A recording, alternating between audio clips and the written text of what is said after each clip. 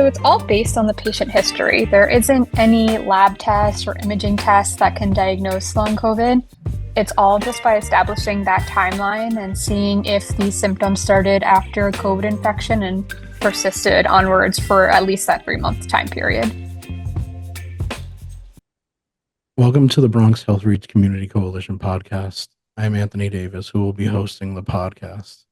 I'm a community health worker with Bronx Health Reach, an 80 plus member community coalition launched in 1999 to eliminate racial and ethnic health disparities in the Bronx. For this podcast, we will be talking with Dr. Rachel Engelberg from Mount Sinai Center for Post COVID Care. Welcome, Dr. Engelberg. Please tell us about yourself and your work with Mount Sinai Center for Post COVID Care. Hello, thank you so much for having me. I'm Dr. Rachel Engelberg. I'm a general internist. I practice at Mount Sinai, and I'm the lead clinician at the Mount Sinai Center for Post-COVID Care at Internal Medicine Associates. Great. Thank you so much for that. So to delve into long COVID, what is long COVID and how does it differ from the initial COVID infection? So long COVID is defined as when there's any signs, symptoms, or conditions that started after a COVID infection and have persisted onwards for at least 3 months. So the primary difference is the time course. Is it known how many people have been affected by long COVID in New York City and New York State? And if it is, how many? I'm not sure the exact number. I think the estimates are in the millions, and they're most likely underestimated because there's so many long COVID cases out there that haven't been identified and reported. And from my experience, just talking to people, they don't even realize that it's long COVID. They think they have something else, or just Exactly. cold, and it's really long COVID. Exactly. It can be really hard for patients to get diagnosed and to figure out exactly what's going on, which is likely why it's so underreported. Does long COVID affect people differently based on their age? No, not necessarily. I mean, the data is still coming out. Over 200 symptoms have been identified as being correlated with long COVID. So it's tough to say if different age profiles present differently, but I think every patient's case can be very unique and a different constellation of symptoms for each case. But there are common symptoms with long COVID, right? Yeah, I would say most commonly I see fatigue, brain fog, shortness of breath. And people could confuse that with anything. Yeah, because a lot of different things can also cause all of those different symptoms. So, an important part of being evaluated for long COVID is also ruling out all those other conditions that can cause those same symptoms. Do any of these symptoms tend to change over time at all? Sometimes symptoms do get better. Sometimes symptoms get worse. Sometimes they get worse and then get better. Everyone can be very different. And we're So still learning so much about it also. So it's tough to say exactly what will happen in 10, 15 years from now, because we're only still collecting data from 2020. yeah, I mean, fair enough. You need time and research to figure those things out and find out what symptoms are caused by long COVID and what aren't. Because a lot of people are confusing symptoms that aren't even part of long COVID to be long COVID as well. What do you Yeah, think? that can happen. And there's a lot of research going on now, which is really great. So there's lots of reasons to be hopeful that we'll get more answers and more treatments soon, but there's still a lot that we don't know. Is there a way to determine why some people develop long COVID over others? No, not really. We can look at different risk factors necessarily, but I can't look at a person and say you're likely to get long COVID or you're not likely to get long COVID. Okay, okay, because I know I have asthma, so just me wondering, me having asthma makes me more susceptible if I get COVID to having long COVID as well, having those lasting effects. It could, and that's part of the research that's going on now to identify which patients might be more susceptible and which health conditions make it more likely. So, what are the particular risk factors for those who do develop long COVID?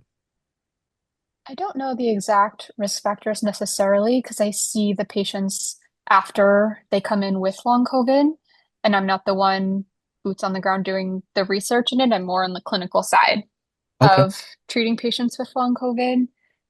Sometimes I see patients who have no other medical conditions, and sometimes I see patients who have plenty of other medical conditions.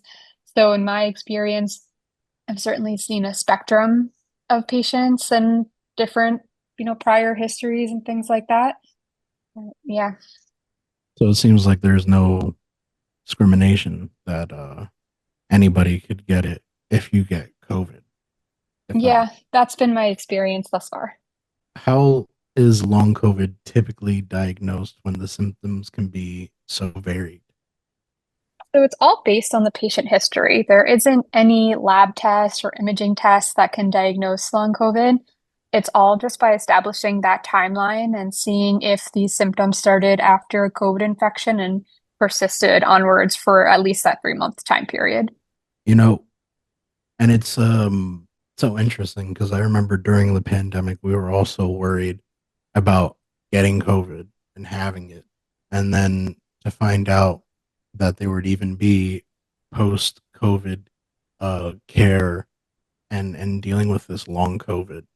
It's just it's so jarring because at least from like having flu and RSV, I haven't heard anything or dealt with anything that was like the aftercare or dealing with the lasting effects of having the flu or RSV would be. But it seems like long COVID is more serious.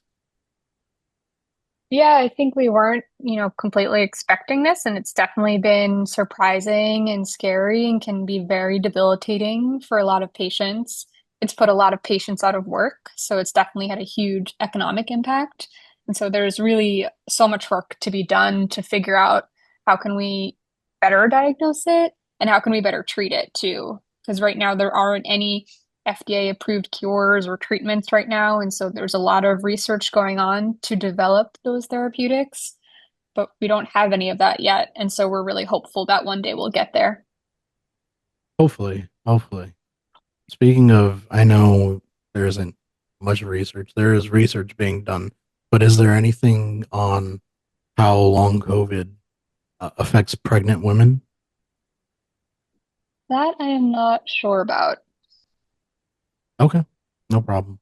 I know the research is not is very limited right now. Hopefully, we do get more information in the future. But are there any promising treatments to help those with long COVID right now? Sometimes people will do different treatments. There are not, as I mentioned before, nothing is really FDA approved at the moment, and it really depends on the patient's symptom profile and which symptoms bother them the most. So whenever I see patient, we focus on the most bothersome symptoms to them and use the tools that we have within internal medicine to try and empirically treat those symptoms and see if it works. So sometimes that means inhaler therapy or getting patients engaged with physical therapy or cognitive rehab, things like that. Would you say just as well that it's always good to have a healthy lifestyle and eat the right food and just be healthy overall, and maybe that might lessen the effects of long COVID or maybe feel make a person feel better? I mean, it certainly won't hurt, so I'll never tell someone not to do all of those things. Of course not, of course. So I know before you were talking about how it was like kind of scary dealing with the pandemic and afterwards people not really wanting to deal with long COVID or it being like kind of a way to keep people inside. Have you experienced long COVID affecting any patients mentally, mental health wise? So, a lot of the symptoms with depression can overlap with some long COVID symptoms, such as excessive fatigue, difficulty concentrating, things like that. So, I do think there's definitely and overlap, but also just the toll that long COVID can take on people and how much it can completely disrupt their lives can be an impetus for mental health conditions. So I think a lot of these different diseases work in tandem. I mean, I would also say that because of the pandemic and then someone possibly getting sick and having to deal with that could form some tie to depression and then connected to long COVID and having to learn that you have to live with that might even um cause someone to be even more depressed. So I could definitely imagine. Yeah, The 100%. It can be really, really difficult. And also for patients who were previously healthy or very active, maybe even marathon runners, now have this new chronic disease all of a sudden that completely upended their life. It's a huge adjustment for people and it can be extremely difficult. Definitely, I agree. Um, so what advice would you give to those who have had COVID and are concerned about developing long COVID? If you've had any symptoms after your COVID infection that have gone on for at least 3 months, then talk to your doctor about it and ask them if they think maybe it's long COVID. And that would be really the best way to get initial treatment. And you're always welcome to come to our Center for Post-COVID Care at Mount Sinai, and we'd be happy to see you. No, that was that was actually the next question that I had was the treatment in the post-COVID care that you provide at this Mount Sinai Center is open to Bronx residents, right? I mean, it's open to everyone. Exactly. So, Open to everyone. You don't need to be a patient at Internal Medicine Associates to come to the Center for Post-COVID Care at Internal Medicine Associates. So anyone in the community can give us a call and get scheduled with our clinic. okay, great. Where can someone get more information about the Mount Sinai Center for Post-COVID Care, and what insurance does Mount Sinai Center for Post-COVID Care take? So we take most commercial insurances and we take New York State Medicaid, we take Medicare, so we take most insurances. If you'd like to find out more information, we have a website. If you just Google Mount Sinai Center for Post-COVID Care, it should be the first link. You can also call us at 212-659-8551 and ask to schedule an appointment with the Center for Post-COVID Care. Currently, our clinic is open Wednesday mornings and Thursday afternoons. And so you can schedule an appointment for one of those times and come and see us. You've been listening to the Bronx Health Reach podcast with your host, Anthony Davis. You can email Bronx Health Reach at bxhealthreach@gmail.com. You could find Bronx Health Reach on social media. For Facebook, Bronx Health Reach. For X and Instagram, BX Health Reach. The views, thoughts, and opinions expressed and presented by our guests here on the Bronx Health Reach podcast are their own and do not necessarily represent the views, thoughts, and opinions of Bronx Health Reach and the Institute for Family Health.